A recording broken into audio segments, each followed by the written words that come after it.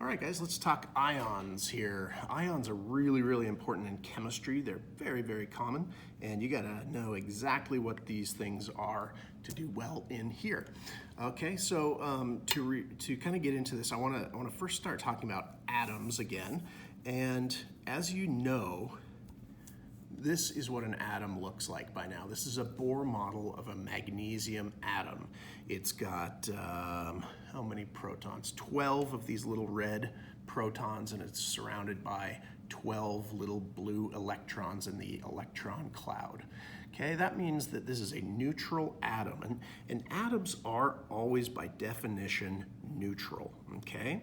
So it's electrically neutral just because every positively charged proton is canceled by a negatively charged electron, okay? So the number of protons and electrons is equal. All right, here is the big kind of take-home message here. A neutral atom is not stable.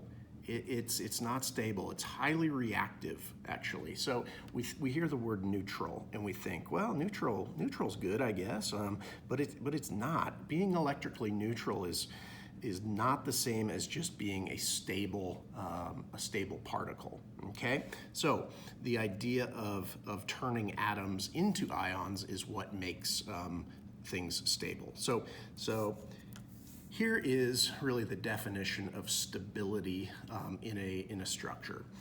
It's achieved by an atom that manages to have a full valence level, okay? And so by full valence level, we mean this outermost level of electrons should have the maximum amount of electrons that it can.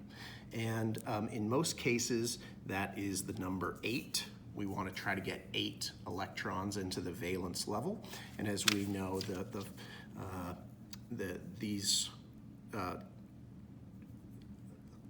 energy levels 2 and 3 hold a maximum of 8 electrons. Okay, so if we just take a look at this magnesium atom, we could just say, well, then this magnesium atom needs to gain probably 6 electrons into that third energy level to become stable, right? And that's a good instinct, but it turns out not to be quite the way it happens.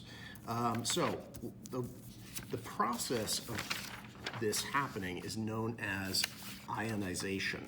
Okay, ionization is where electrons move from place to place in order to fill the valence level. All right, but you can either gain electrons into the valence level, or you can lose electrons into the valence level. So here is an example of where electrons are being gained into the valence level. And I want you to just look at this. This is an oxygen atom. It has 8 protons and 8 electrons. Okay, so that is a neutral atom, but that is a very, very unstable atom. Ideally, in the second energy level, we would like to have 8 electrons.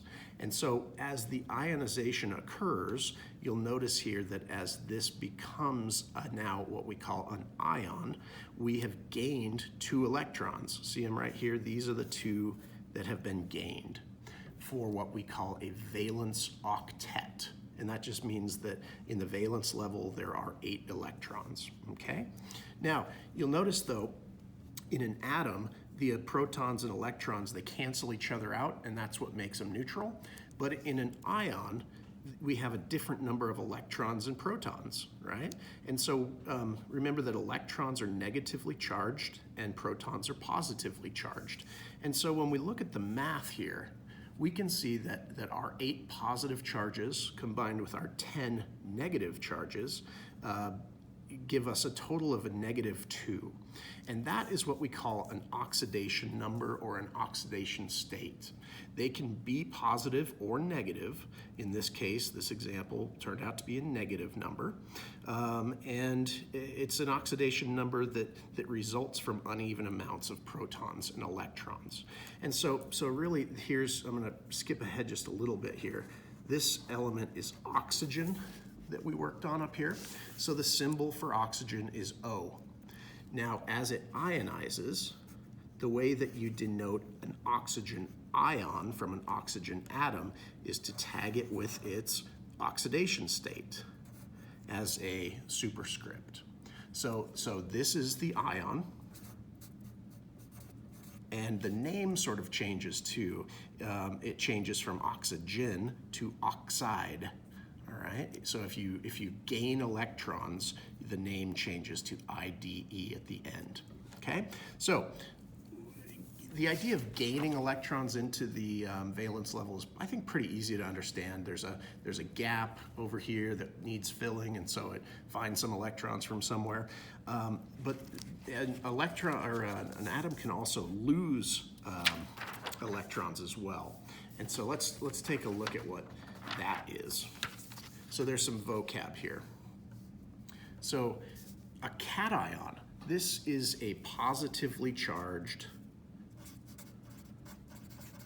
ion.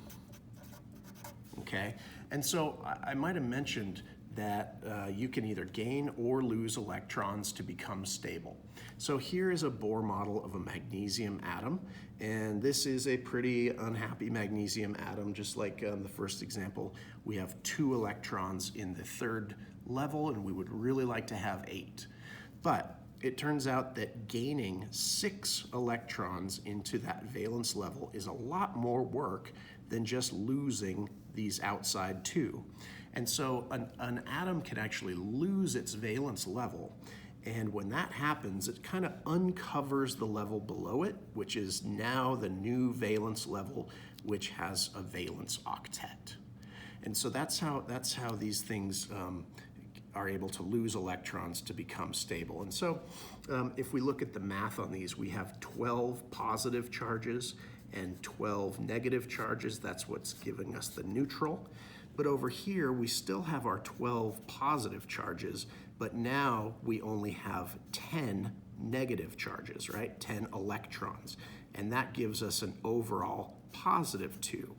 And so magnesium, having lost 2 of its electrons, is now noted as a magnesium ion, which is Mg, tagged with a little +2 oxidation state.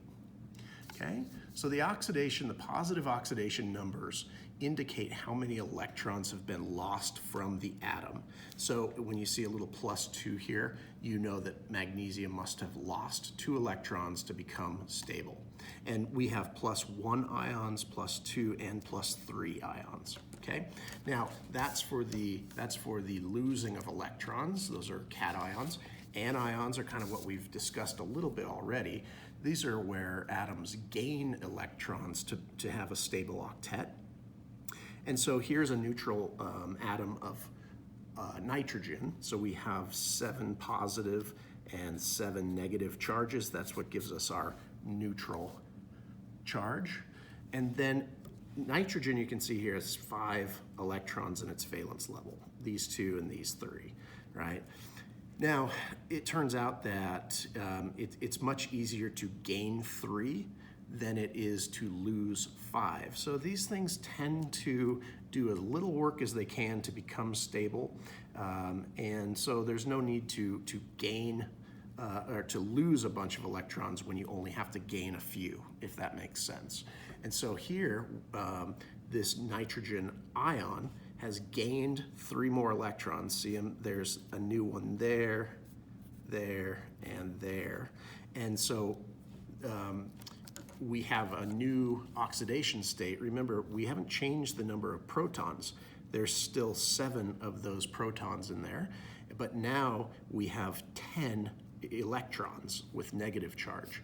And when you add these numbers up, we get a -3. Okay, so a nitrogen ion, we would call a nitride ion, and you would write it as N tagged with a little -3. Okay, so the negative oxidation numbers represent the number of electrons that have been gained into the valence level. And it's sometimes confusing for kids to think of a negative number as a number of things gained, but that's the way it is. Negative oxidation number means you've gained electrons, and positive oxidation numbers mean that you have lost electrons, okay? So there's a couple of easy little rules of thumb here. If you want to see like a periodic table, remember we're not really focusing very much in here, this term, and we're sort of stopping. We're stopping right there. But anyway, all of the elements in the first column, the 1, the 2, the 13, 14, 15, 16, 17, and 18, those are really useful numbers for you. That is the number of electrons in the valence level as an atom.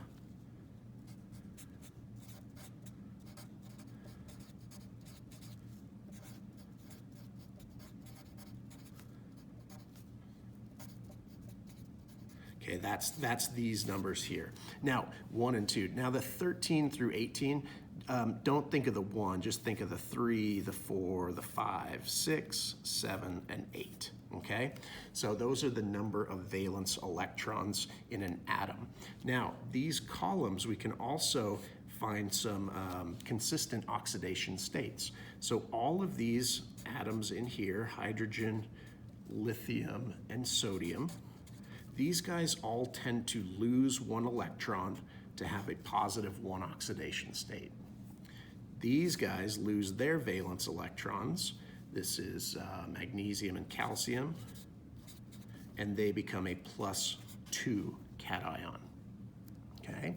These guys over here, the aluminum, no, this is boron, excuse me, and aluminum, these guys will lose their 3 valence level electrons to become +3 cations, okay? So these 3 columns, the first 2 and then this 13th one, they tend to lose electrons to become stable.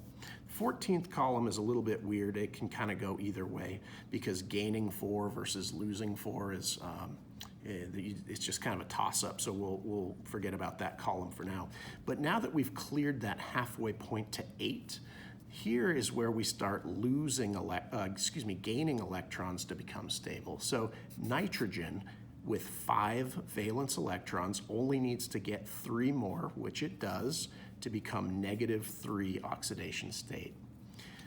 These guys here, this is the oxygen category. They have 6 valence electrons, only 2 more needed to get to 8. That is a -2. And then this guy here, fluorine, and its column here, they have 7 valence electrons, and all they got to do is get 1 more to achieve their valence octet. Okay, so these oxidation states are really consistent with these 6 columns, and we'll drill down on that in class too. Now, a couple of things here.